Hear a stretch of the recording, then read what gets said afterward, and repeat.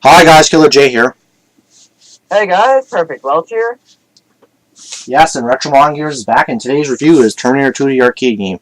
So developers Midway, Acclaim, Chrome Studios, Bit Studios, and Software Solutions. Okay. And don't forget LJN. Well, they published the console, the home console, and what was it? Yeah, handheld ones. Oh, the handheld was just god awful. I mean, yeah, it pretty much was. But for the Game Boy, actually, I guess it was okay. Yeah, but that's the Game Boy had limitations though. Yeah, the Game Boy had limitations.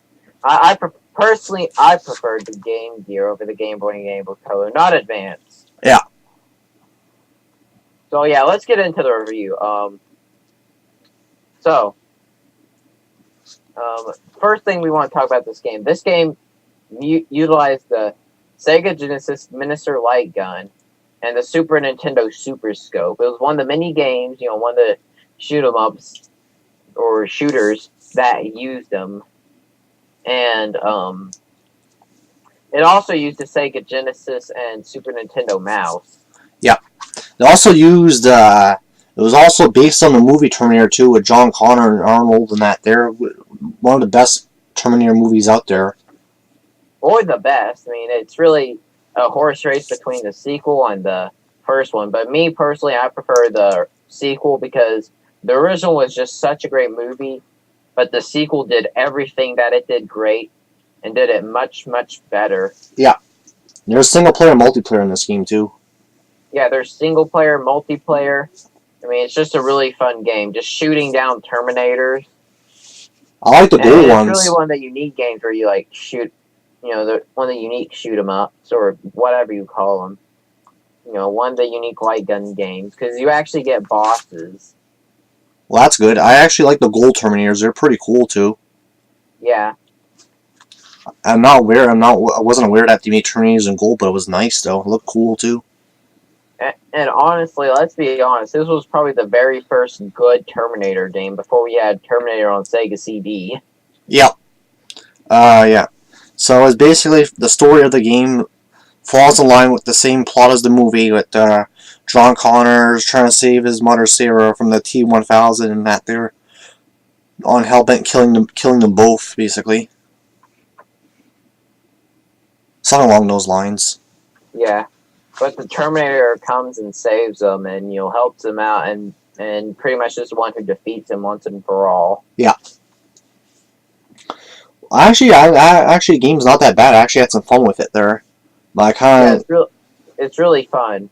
Whether you're playing it on Super Nintendo or Sega Genesis, it's really fun either way. Though in the Super Nintendo version, I remember one of the bosses looked like Rob the Robot. Oh my god, yeah, I see that. It was pretty interesting too.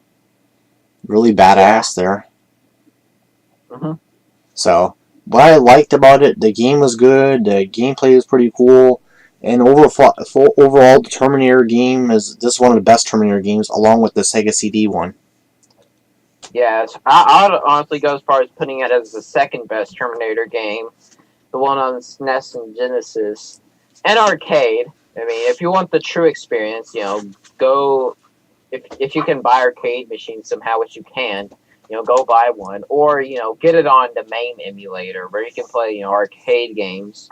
Oh yeah, that'd be a good idea. MAME and playing the game. The thing I liked about it was I liked a lot of things about it. The graphics were pretty cool for 16-bit. They're really nicely detailed. And yeah. Go ahead. No, I wasn't saying anything. Well, okay. Well, I like the graphics pretty good. They're for 16-bit. The game, the overall audio was pretty good. There was audio, but the thing is with the SNES version, they always say no when you shoot the guy, when the human casualty. But with the Genesis, they just scream. Yeah, that's what I liked about the differences of Sega and Nintendo games. They would always try to be different. We all know how Castlevania had. Super Nintendo had Super Castlevania 4, and Sega Genesis had Castlevania Bloodlines, or how the Sega Genesis had Contra Hard Corps, and the Super Nintendo had Super Contra 3, vice versa. Yep. Well, I actually, yeah. LGN, this wasn't too bad. It's better than their Terminator 2, The Judgment Day on the Super Nintendo. That game was just god awful. Yeah, worst Terminator game ever. Yeah. It's basically, he was walking there, he was walking like a marionette there. But this one, Yeah. but the one I like about the arcade game, the shoot 'em up, is just like a on rails kind of game, which is nice too. Mhm.